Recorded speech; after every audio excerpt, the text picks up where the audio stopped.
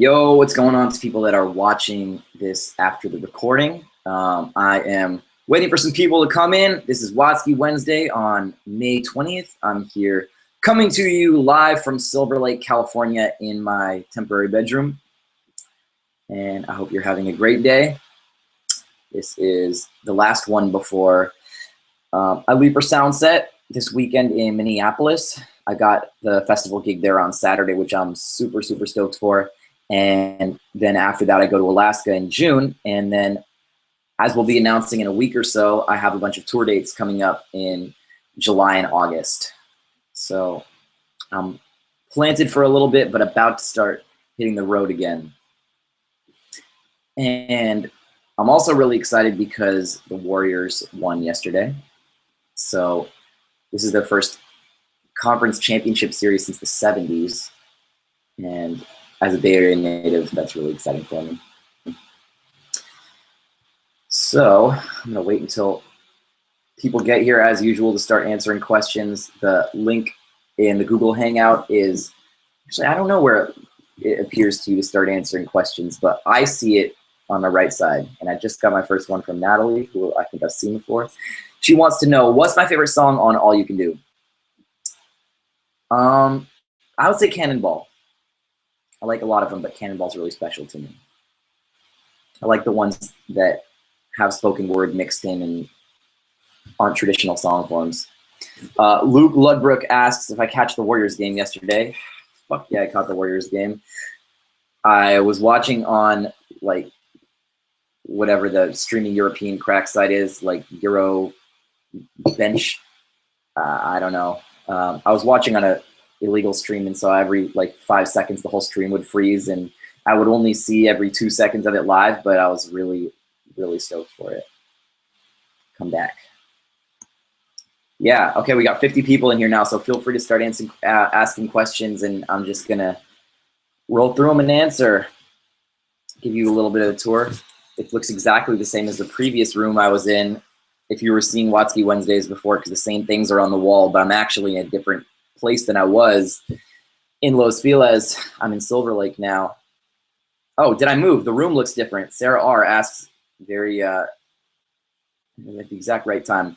It is different but the same. Like I said, I moved all of my shit. It's like the same fucking furniture and paintings, but I'm in a different place because I was living in Los Feliz, and I just moved all my old stuff over to here, and I'm moving out again actually in like a month or so because I'm hitting the road again, and then I don't know where I'm gonna be. But basically, my friend Brooks has been the main guy leading these apartments, and other subletters have come in and lived on my furniture and gotten cooties all over my bed and stuff.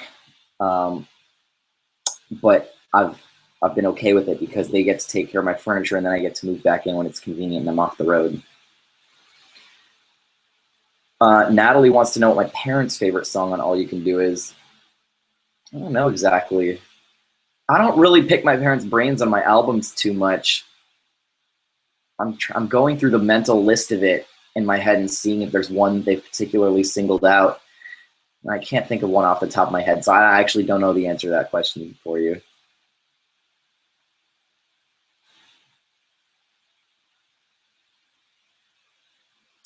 Brittany wants to know if I've listened to Story So Far's new album. No, I haven't. Is it good? I like that kind of music, but I don't actually buy that much new rock. So you should let me know if you have recommendations. I know Story So Far is from the Bay too, so I definitely would like to support.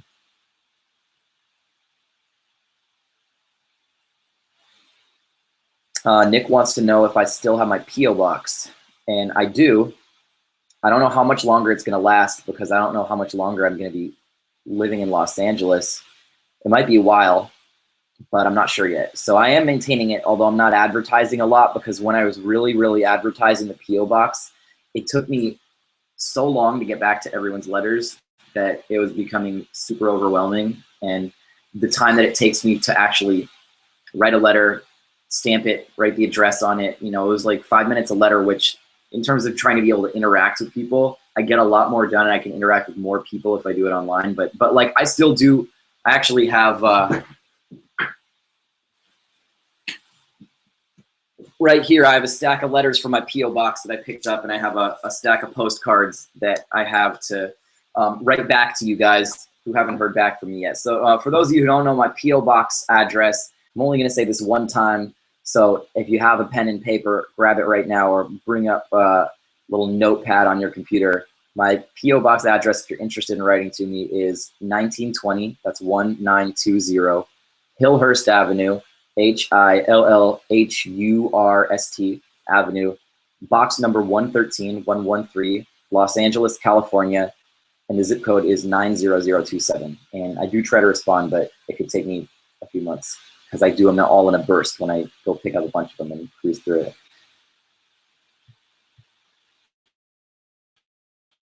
Natalie wants to know, I saw you in Seattle in December and it was my first concert. What was yours?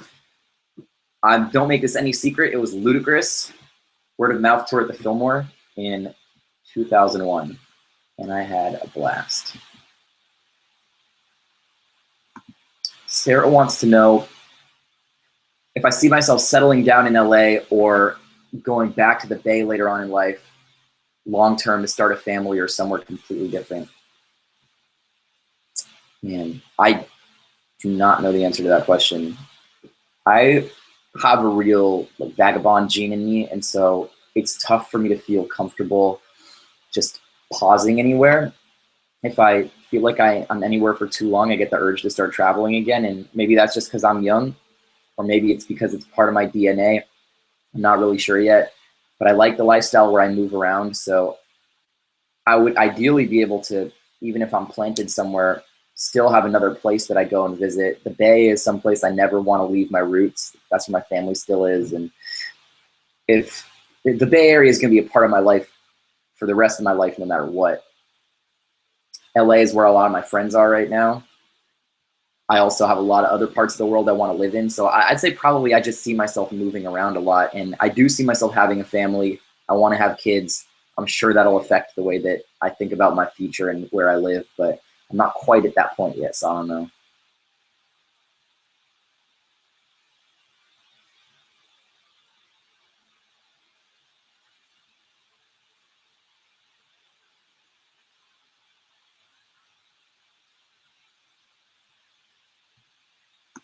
Nicole Cremondo wants to know if why I start every tour in Arizona. Not that I'm mad about it, you starting in my home state, obviously, but wondering why. It's purely a routing issue. I also like the tradition of it because we've done it on each tour. Nothing like the first time, Cardboard Castles, and All You Can Do. We played Club Red every single time as the first date of the tours.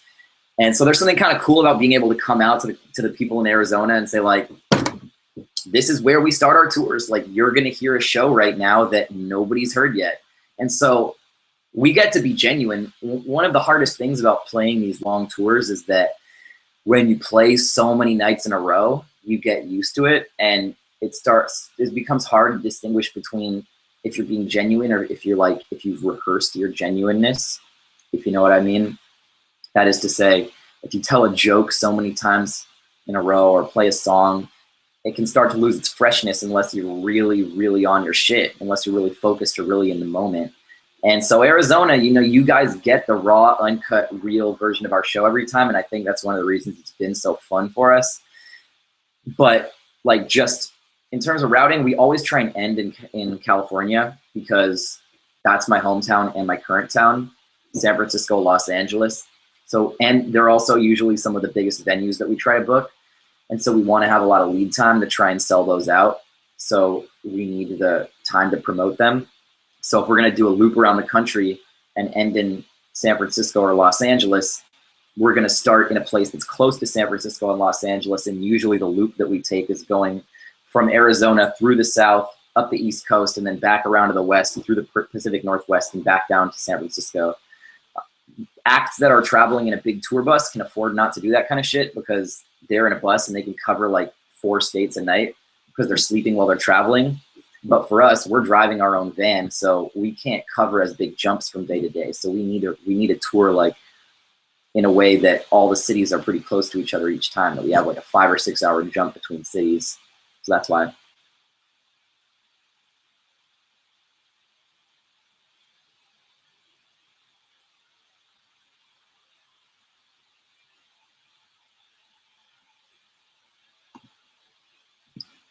Mew says, I said I'm hitting the road again soon. Does that mean a new tour? I missed your last one in Seattle due to family matters. I'm doing a tour this summer, but it's not like all you can do where I hit all the major cities in the US. I'm hitting a lot of cities that I haven't played before. And so it's kind of one of these between album tours where I try and give some love to the places that haven't gotten love before. So if you've seen me in your city recently, that probably means I'm not coming right back to your city. If I've missed your city, I might be coming. So for the first time, I haven't announced it yet, but I'm having my first club shows in St. Louis ever, Nashville, where I've never played a club gig before, Columbus, Ohio, never played before, a lot of cities in Canada, Edmonton, Saskatoon, Calgary, Winnipeg, and a bunch of other places that I didn't hit on the last tour. So those are some of the kind of spots we're playing in, and some places in Colorado, some spots back in California. So stay tuned for that. Tucson, Arizona. But I'm not playing Seattle, unfortunately. But I will be back next album tour, I promise you.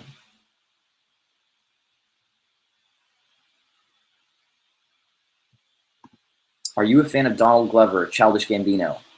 Yes, I am. I think he's brilliant. I think he's incredibly talented and versatile, and I admire how versatile he is. It's really inspiring.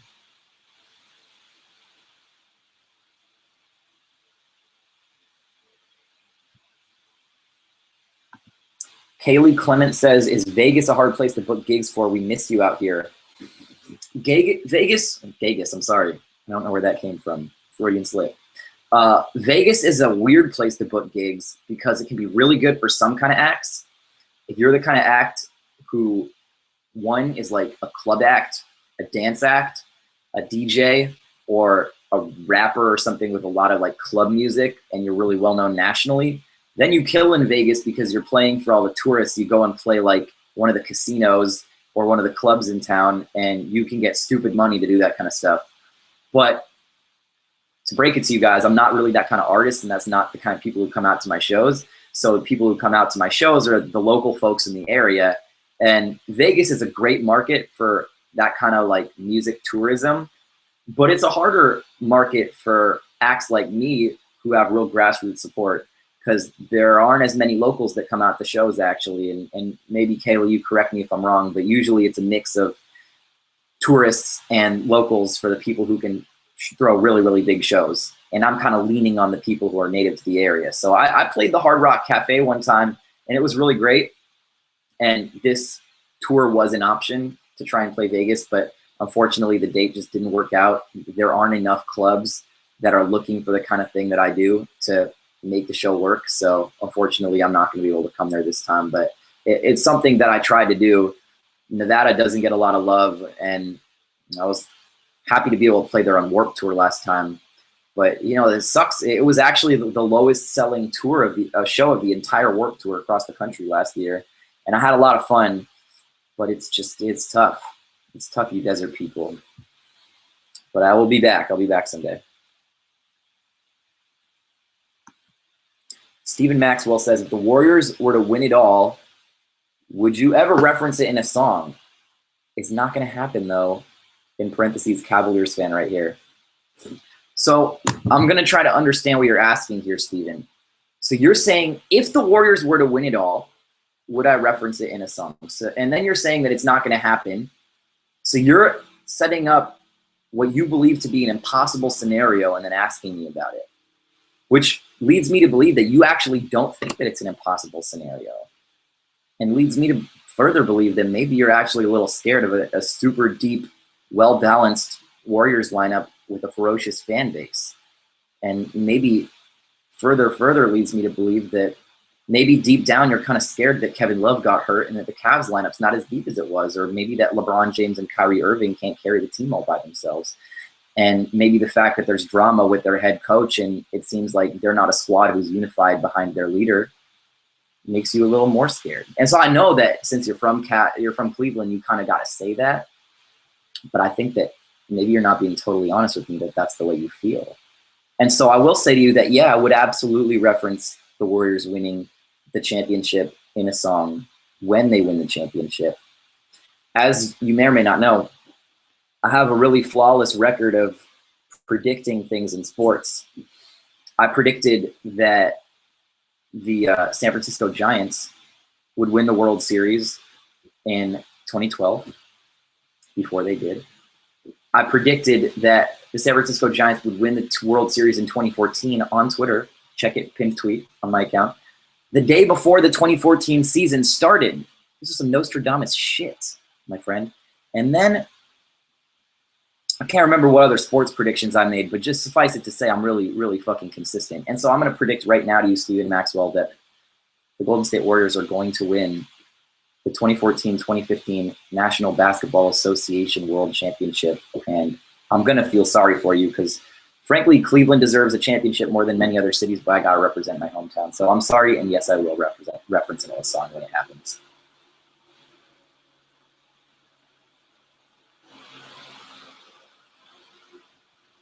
Landon Davidson asks if I have any new poetry coming out soon.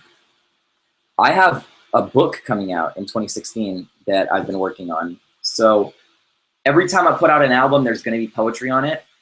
But the book that I have coming out, I have a deal from Penguin, and I've been really steadily writing it over the last 6 months or so, is a collection of essays, actually. It's David Sedaris-style autobiographical humor essays. And that's the next piece of writing that I've really been working on is this prose, this collection of essays. And I'm excited for you guys to read it because I think that people who follow my work are gonna see it as being really consistent with the other stuff that I do and are gonna get out of it the same kind of stuff that I try and put into my music and my poetry, which is, you know, rich metaphors, turns of phrase, humor, humor mixed with sincerity, and that's kind of what I try and put into everything. So I think the people who like my poetry and who like my music are gonna like the book project too, but that's the next main thing. Rebecca Warden says, how are you? I'm really good. I was really, really good when I first got back to LA after being abroad for so long, and now I'm having to work again, and I'm remembering like, man, it's more stressful to work than to do nothing. And I'm having to do all the logistical planning things about getting on a tour and booking band members and making sure people's schedules don't conflict and all the exciting little tedious logistical things that you have to do to run an independent music business. And so it can be a little stressful to try and make 10 people's schedules and lives all dovetail with each other.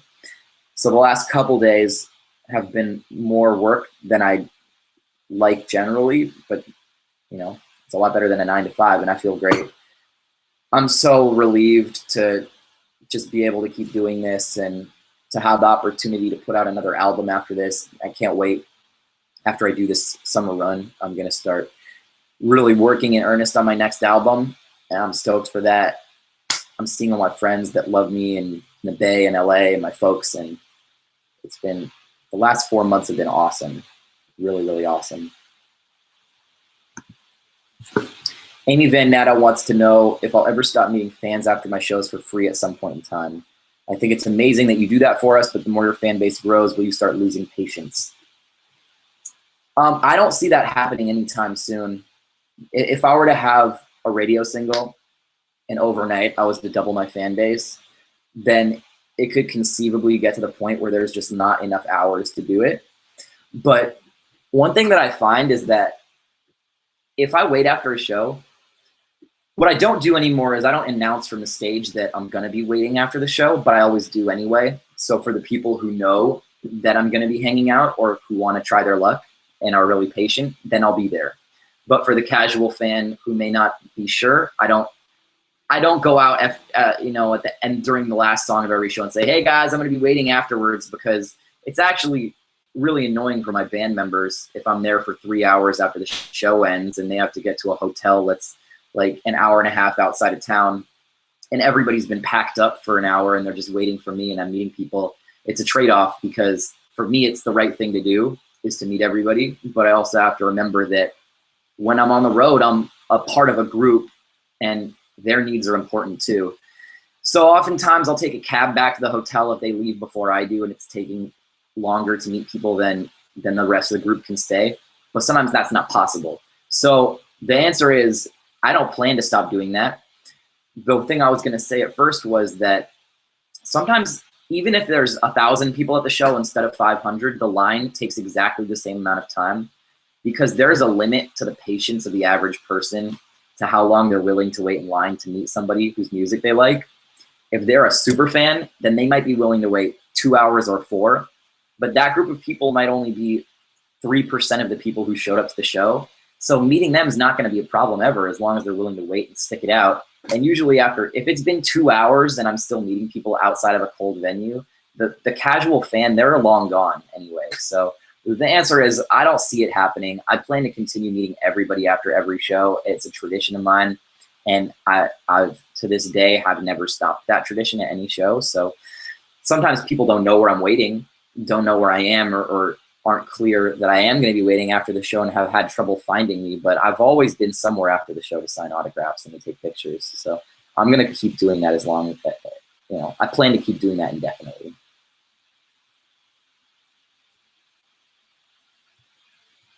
Have I spoken to Bo Burnham lately? No, I haven't. I've been on the road for like a year and I haven't talked to him since I got a beer with him right before that. So when I start working on new music, I'm going to hit him up again and see if there's a song that we can collaborate on. People have been asking for that forever.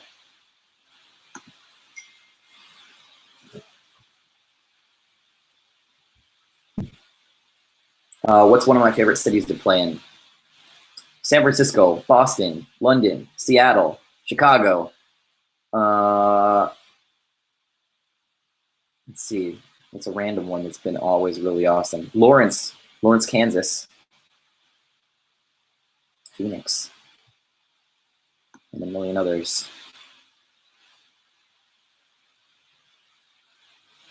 Since I started writing and performing at a young age, do I ever look back at any song, spoken word performance and just cringe? Or have I learned to take it all with a grain of salt? That's Tess McRae asked that. I cringe most of the time at everything when I'm looking back, because I'm not the same person that I was, and I see how much I've grown since then and what I have improved. But I also notice things that I'm proud of, turns of phrase that I remember that I wrote at the time, and then I'm like, oh, I like that. I stand by that. So it's a mixed bag. Racking my brain to think if there's one that I really cringe to listen to. You know what I cringe at usually are the ad-libs. The stuff that I say at the beginnings of tracks and stuff that I say in between the tracks, because it doesn't feel that natural to me. Like, I'm not natural at just being like, yo, bruh, like, come on.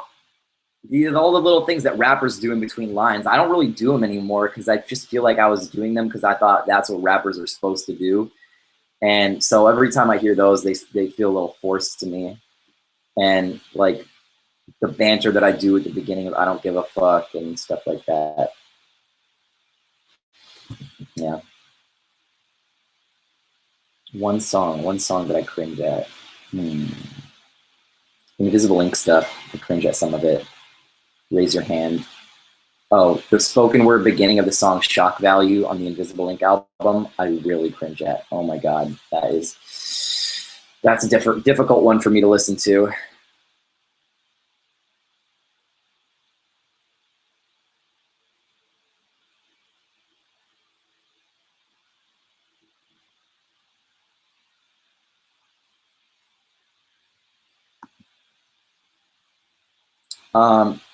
Try to pronounce my name correctly, not an easy task.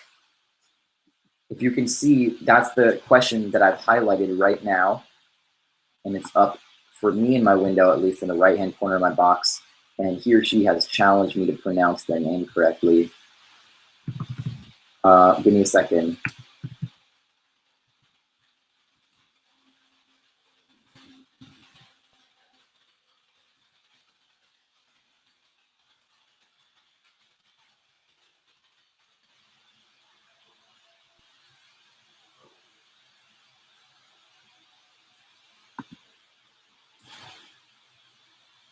Juggy Brodeltein.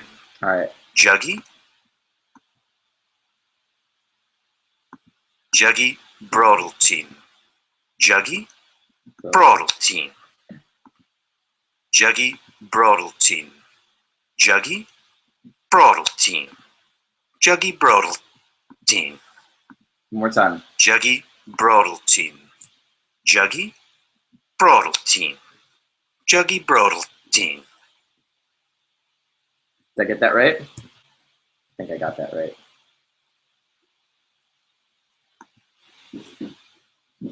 Valerie Glankler asks, what's the first spoken word poem that I've ever written? What was it about? I remember that one. I remember that one that I wrote. It was in 2003. It was called Beliefs. And I'll read it to you right now because I have it on my computer. And I have it in front of me now. And it goes like this. Beliefs. When I was little, I believed every goddamn thing I heard. I believed our government was infallible. And I believed that every word of every amendment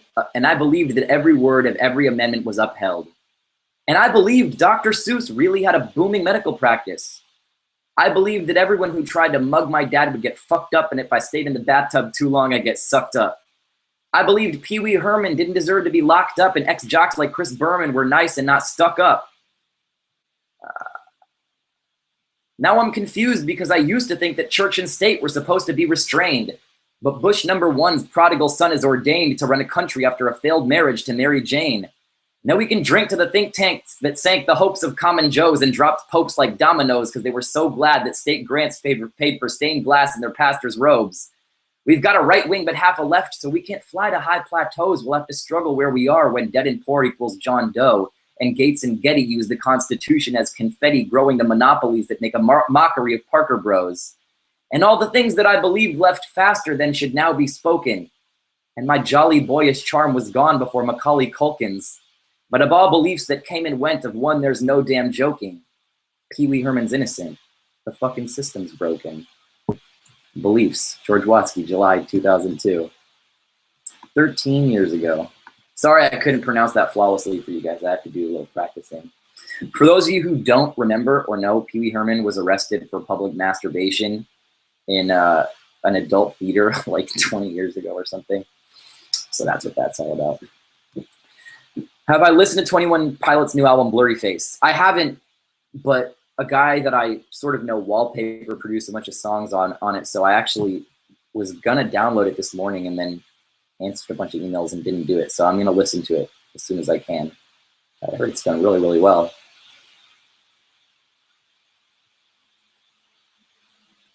Veronica Hartnett says, you mentioned that you see yourself settling down in the future. Do you see yourself with an older woman, as you've mentioned your attraction for them, or with someone your age? My most recent girlfriend was actually quite a bit younger than me, which was really bizarre for me. And I have been with women who are older than me. Majority of the women that I've been with have been my own age. I have a fetish for women who are older than me, but that's not the same as necessarily like dating habits. So I would say that who knows? I'm really open to all things. Like I don't have an ethnicity that I gravitate towards. I've had girlfriends of many, many different ethnicities, age groups. I think that I'm able to be attracted to a lot of different types of women. So I don't know the answer to that question. And as corny as it is, it comes down to personality for me. And if we get along, we can stand each other's company. And if we continue to excite each other and have good conversations, not piss each other off, and to just be exciting partners for each other. So I don't know. She could be older. She could be younger within reason, or my own age. And that's just going to depend on who I meet / who I stay with / what the future holds.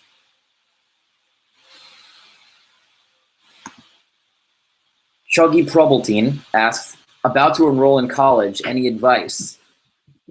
Yeah, I don't know. No, the last person in a previous Watsky Wednesday asked that, and all of my advice is super generic, which is to work hard but not allow yourself to be consumed by your work so that you never enjoy the process of being in college.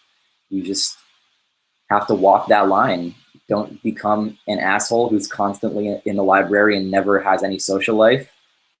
And also don't become the asshole who wastes a $40,000 education or a $20,000 education by partying every single weekend or every single night and not learning anything. Because if you waste tens of thousands of dollars and you don't come out with an education, then you've wasted yours or whoever's money you're spending.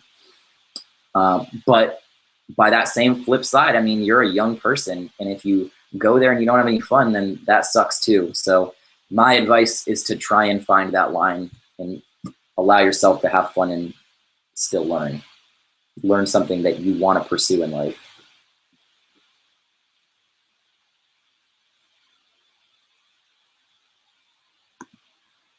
Nicole Ford asks, being someone with epilepsy as well, how do I cope with having epilepsy and touring? You know, it wasn't an issue until this past tour. I had my last seizures before this year when I was 14 years old, and then it took 13 more years, and then this year in 2014 I had 4 more seizures, and it was the first time I ever really had to consider the effects of epilepsy on my touring. And I never had one on stage still, but I had one on September 15th before I played the Copenhagen gig, and then I had one the night after Thanksgiving before I played my Regency show at San Francisco, and it did affect me. It was really hard. Like, it's like getting punched in the face and then having to go out on TV and like pretend like nothing happened. And I really wrestled with whether I should go out and tell the audience that this had happened, because I really try and have a policy of being honest with the people that I'm performing for. But I also, I know that sometimes if you put something in people's head, especially something really serious like that, it can be tough for them to sit back and enjoy the show and party and have fun. And I thought that it was important for me to continue to be an entertainer. And so it was a tough thing to battle through. And it's just something that you got to deal with. You know, there's performers who have diseases and they have congenital problems way worse than what I have, and they got to figure out a way to make it work until I can't make it work anymore. And for me, the answer was, I need to get off the road for a while and let my stress level calm down, and then, you know, like get back to normal. Because I've just been on the road for so long. I think that the stress levels built up, and that's why that was happening. So now that I've been able to have a lot of time to kick it, I feel so much better. I haven't had a seizure in a long time. I'm about to get my driver's license back again. And that's it. It's balance in your life. Make sure that those root causes of why you're having the seizures in the first place are things that you're dealing with instead of just putting off to the side. And that's been it for me. So you have to, at the end of the day, no matter what, you have to just go out there on stage and not worry about the risks to yourself because of what might happen. You have to go out and do it and do what you love. And if there's a risk that's associated with it, then so be it. It comes with the territory.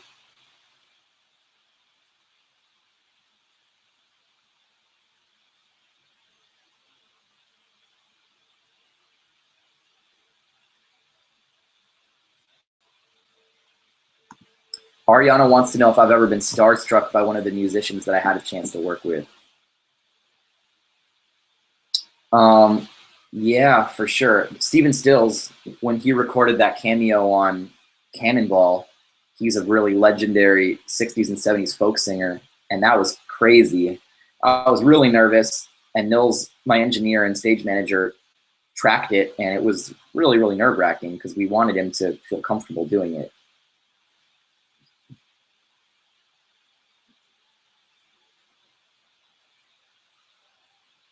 Trying to find a question that someone else asked about how I ask girls out. How do you ask out a girl? Yeah. Focus Links channel wants to know, how do I ask out a girl?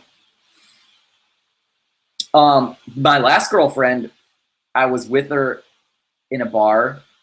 I didn't meet her at the bar. I'd met her before that, but we were having drinks with a bunch of other people in my band, and we started talking and we started dancing, and during the conversation, we just really hit it off with each other. And it was clear to me that we had a connection with each other and that there was something in the conversation that was deeper than just, you know, friendly conversation. So when she was about to leave the bar, she was getting in a cab, and I came out and I said I wanted to walk her to her door and see her off. And before she got in the door, I said, I want you to know, like, I really like you, and I want to make something happen. I feel a connection here. And then I kissed her, and we started dating. And it was as simple as that. I just said, I like you. I think there's something here, and I don't want to let it go. So there wasn't really any move or any like slick line that I had. I'm not really good at slick lines, but what I do is I'll just come clean to someone and not fuck around and say, like, look, I don't know if you feel the same way, but I have feelings for you. I think there's something here, and I'm going to say it now because, what do you have? What's the regret if you say it and she doesn't feel the same way? All you do is where you stand then. So that is my advice. Just be direct.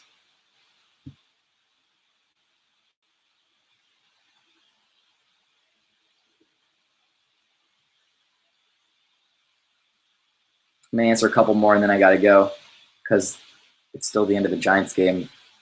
I can't watch the Giants game right now. I know this is like a really, really serious sacrifice that I've made, but my computer or internet connection doesn't have enough bandwidth to stream the Giants game at the same time as this Watsky Wednesday, so sacrifices. Favorite Spice Girl? Baby Spice. Do I ever plan to do TED Talks again? I would love to, but they'd have to invite me. Will I draw something for you? Yes, at the very end of the hangout, that'll be the last thing I do. I'm just rolling through a bunch of questions fast. What's the most meaningful song or poem that I've ever written? Just sort of arbitrarily answered. Tiny Glowing Screens Part 2 is something that I always connect with when I perform it. Favorite lyric that I've ever written? Eter M asks. I really like beneath the skin is beating the temperamental heaving heart of a gentle heathen. I like the alliteration and I like the language in it, the way it sounds. So that's beneath the skin is beating the temperamental heaving heart of a gentle heathen. Really like that line. Any traditions that I do on tour in each of the cities that I visit? Not particularly. It's just that there's vibes in each city that are the same as before. But I don't have any, but I'd be down to start some new ones. Is it harder to find women now that my popularity has grown? No, I mean, not really, because I'm not dating amongst my fan base. So it's not like I have this whole new sea of people that love me and that the options for women have just grown, because I think that you get into a lot of trouble when you go down that road because people don't love you for you. They love you for your body of work. And yeah, it's true that your body of work is a reflection of who you are as a person. But at the same time, people, when they're only listening to you as an artist, have the opportunity to make all these projections onto what they think you are. And so it's harder to be vulnerable in that relationship. Like, I think it can happen, but it can also put you in a situation where the power balance in the relationship is really uneven. And I believe in having an even power balance between the two people in the relationship across the board, whether it's just the way that you have conversations, the way that your time is divided, the sacrifices that you make for each other, how you interact in the bedroom. Like, I want that all to be even, and being someone that they know through your music sets you up on the wrong foot already for you to have more power than them. So that's one thing. But I don't know, like, I can always meet people because I'm not so famous that everyone knows who I am. So I meet people all the time just in the context of being some random dude, and I get to make an impression on them as a regular person. So no, it hasn't gotten that hard. If I were to become like a superstar, top 40 artist, it'd be a little different, but not at this point. Logan says, professional musicians talk a lot about losing their ability to enjoy simply listening to music once they've created so much of their own. Do you experience this? Hell no. I love listening to music. Yeah, the answer to me for that is completely no. If anything, my joy increases because I notice things and I'm able to actually understand things, as opposed to just hearing it as like, oh, I like that song. I can say, oh, I really love that melody. I really love the way that the horn arrangement happened, and I love the way they switched keys at a certain time, and the way that it's mixed and panned stereo, and I can hear things that I didn't hear before because I know what's going on through the process of creating my own music. So definitely not for me.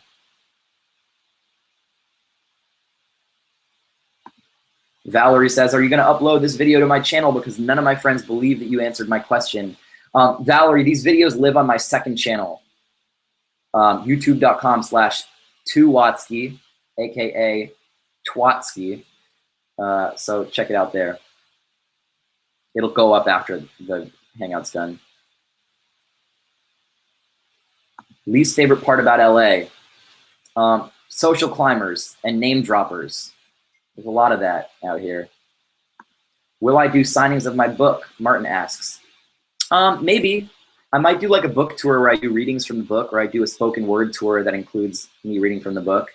Haven't really gotten to that point yet, but it's definitely possible.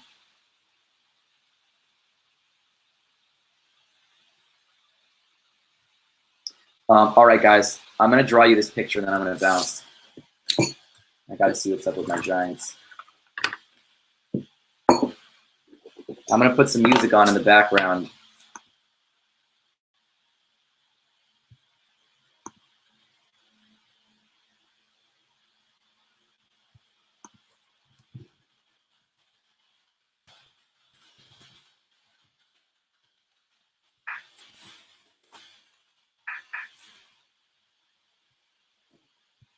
Hey, Al, you ready? Let's do it.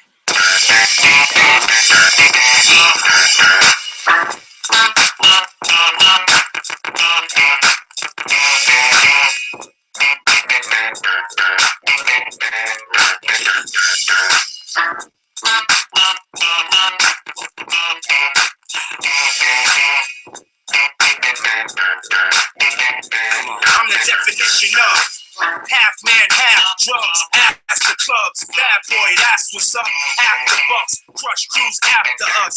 No games, we ain't laughing much. Nothing but big things. Check the hit list, how we twist shit. What changed with the name? We still here, you're rocking with the best. Don't worry if I write rhymes, I write checks. Who's the boss? Dudes is lost. Don't think cause I'm iced out, I'ma cool off. Who else but me? And if you don't feel me, that means you can't touch me. It's ugly, trust me. Get it right, dog, we ain't never left. We just move in silence and rep to the death.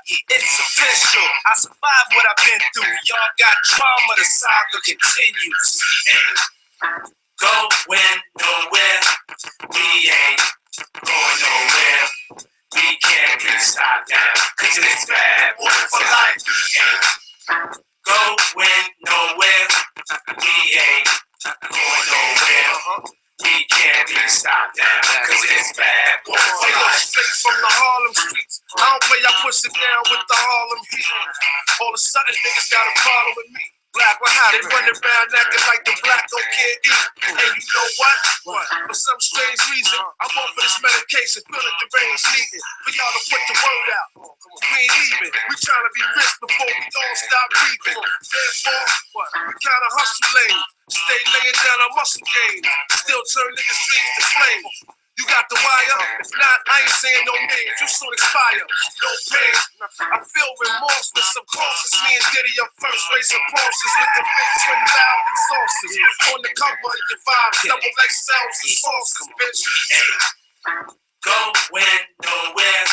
We ain't going nowhere. We ain't going nowhere. We can't be stopped now, cause it's bad boy for life. We ain't going nowhere. We ain't going nowhere. We can't be stopped now, cause it's bad boy for life. Since the notorious, see everything still glorious. We still got warriors, still be the victorious.